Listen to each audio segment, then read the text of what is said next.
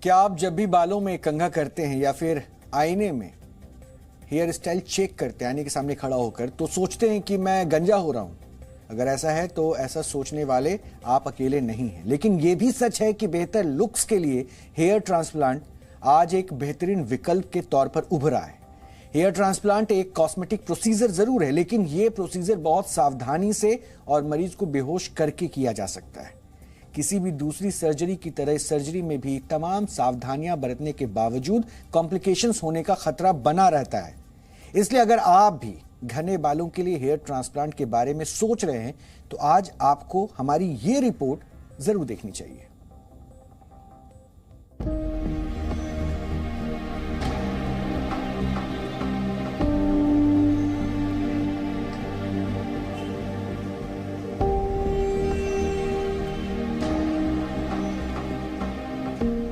Hair transplant यानी बाल उगाने का कारोबार ब्यूटी का जरूर लगता है, लेकिन ये एक सर्जिकल प्रोसीजर है। इसलिए अगर आप हेयर ट्रांसप्लांट के बारे में सोच रहे हैं तो पहले ये समझिए कि ये सर्जरी जैसा ही काम है। ये एक लंबी प्रक्रिया है और संवेदनशील भी है। आज हम आपको सीधे ऑपरेशन थिएटर में लिए चलते हैं। यहाँ हेयर ट्रांसप्लांट ही किया जा रहा है। इस सेंटर में ओटी मौजूद है, ट्रेन्ड स्टाफ है और डॉक्टर्स भी हैं। हेयर ट्रांसप्लांट ठीक है, छोटा सा प्रोसीजर है, बट एक सर्जरी तो है। उसमें किसी का बीपी फ्लक्चुएट हो सकता है, किसी का शुगर फ्लक्चुएट हो सकता है, बहुत सारी चीज़ें हो सकती है। At least clinic and doctor should be able to manage कुछ भी प्रॉब्लम होता है तो सो एटलीस्ट सारी इमरजेंसी चीज़ें अवेलेबल होनी चाहिए, इमरजेंसी किट अवेलेबल होनी चाहिए, अच्छी लाइटिंग, एक इक्विपमेंट अच्छा होना चाहिए। ऐसा नहीं कि कोई भी इक्विपमेंट, क्योंकि कई क्लिनिक्स ऐसा करते हैं या कई क्वैक्स जहाँ क्वालिफाइड डॉक्टर्स, क्वालिफाइड टीम नहीं है, वो लोग कई बार इंस्ट्रूमेंट्स को भी रीयूज़ कर सकते हैं, प्लस उतने अच्छे रिजल्ट्स जो पेशेंट्स एक्सपेक्ट करते हैं फिर वो नहीं आते। हेयर ट्रांसप्लांट में आमतौर पर मरीज के सिर के पीछे के ही बाल लिए जाते हैं और वही आगे लगा दिए जाते हैं। सिर पर बिल्कुल बाल ना हो तो दाढ़ी या स्किन से बाल लिए जा सकते हैं। एक बाल लगाने का खर्च औसतन 40 रुपए से लेकर 100 रुपए तक भी आ सकता है। आमतौर पर 2 से 3 हजार बाल लगाने पड़ सकते हैं, लेकिन ट्रांसप्लांट से पहले ये तय करना होता है कि किस हिस्से में बाल लगाने की जरूरत है।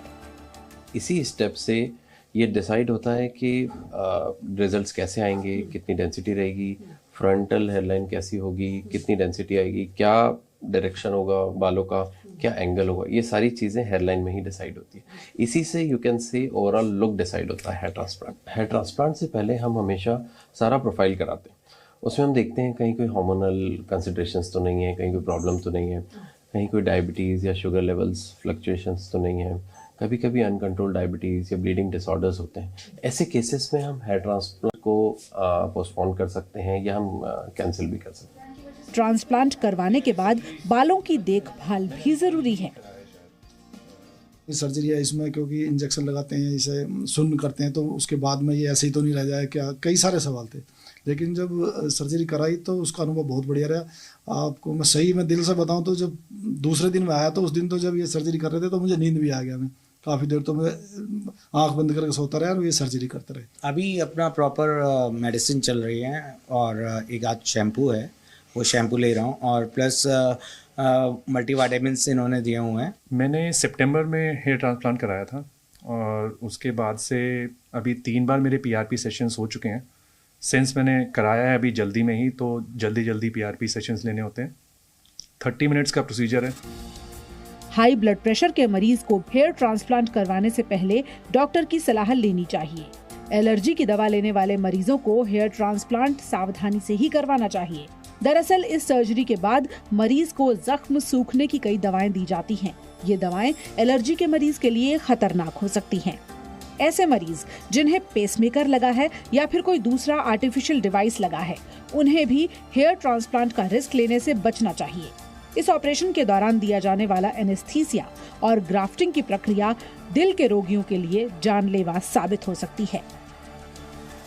हेयर ट्रांसप्लांट होता है तो जो बाल लगाए जाते हैं उसमें से 50 से 70% बाल झड़ जाते हैं, लेकिन ये उस प्रोसीजर का हिस्सा है। 3 से 4 महीने बाद वो ग्रोथ फिर से आने लगती है ट्रांसप्लांट कराने की वजह से, और 6 महीने से लेकर 1 साल में हेयर ट्रांसप्लांट के बेहतर नतीजे नजर आते हैं। तो सावधानियां क्या बरतनी है, उसका ख्याल सेंटर को रखना जरूरी है। और रिजल्ट्स की बेहतरी के लिए हम आपको बता रहे हैं कि तकरीबन 6 महीने से 1 साल लग सकता है जब आपको ये समझ में आएगा कि आपका हेयर ट्रांसप्लांट असल में कामयाब हुआ है। पूजा मक्कड़, जी मीडिया, दिल्ली।